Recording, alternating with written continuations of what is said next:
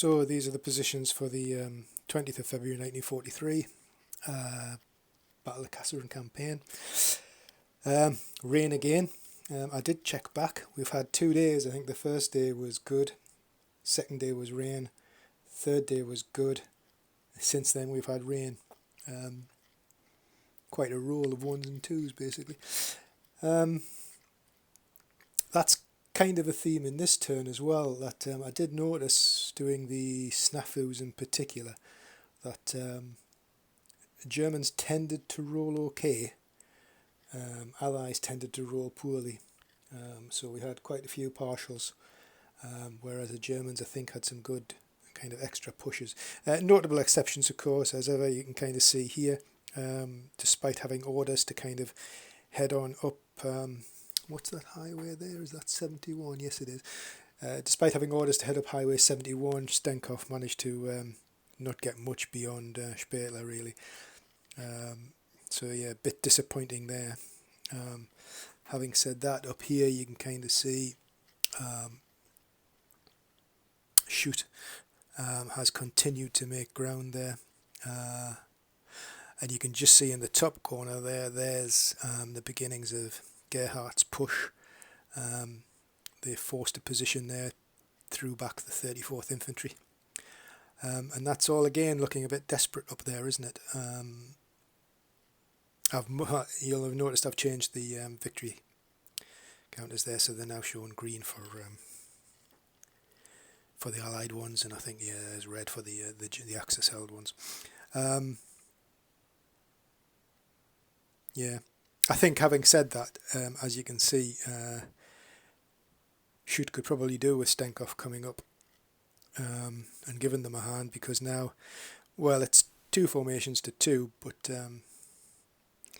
yeah, I don't know. We've still got turns, but it's the Germans need to make some ground reasonably quickly. And one of the things I think I have noticed in this turn is that it has kind of started to slow. Although Shoot there you can see is still fatigue 0. You can see now Gerhard has gone up to fatigue 1. Come back down here. Yep, Stenkoff fatigue 1. So kind of where that kind of little bit of action is, there has been some movement there.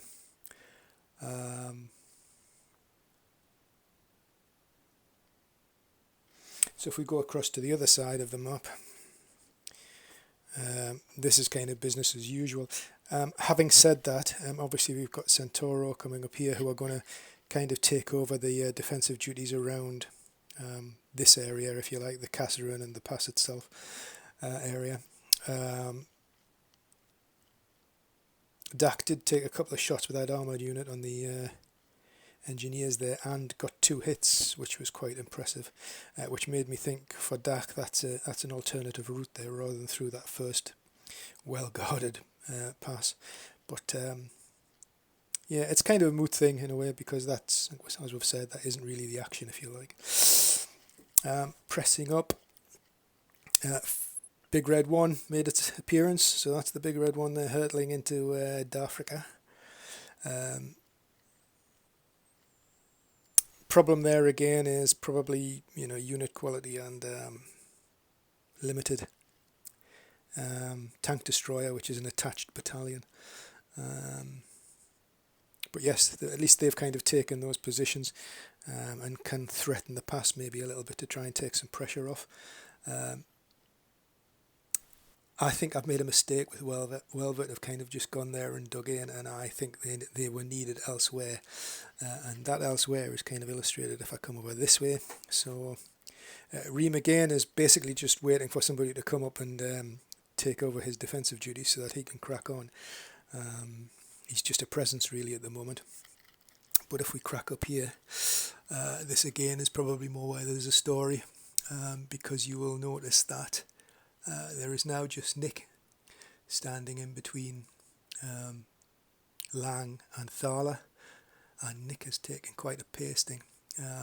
Having said that, casualties are mounting on Lang, and he also picked up 2 fatigue drops this turn, because again, if you remember, he started the game fresh. He'd managed to survive fresh right up until the 19th.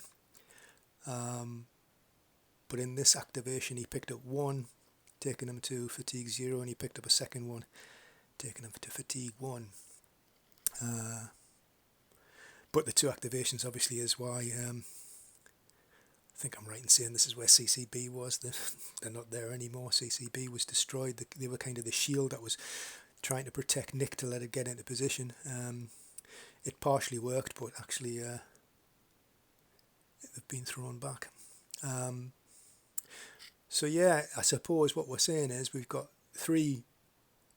currently 3 green victory points there, and if we go across the dorsal, we've got 3 green victory points there. So threat on both sets of those victory points, I think, which would put the Germans perilously close, because again I think we've got 1, 2, 3, 4, 5, 6, 7. Yeah, currently Germans standing at 7 victory points. So yes, that's the situation at the end of the 20th.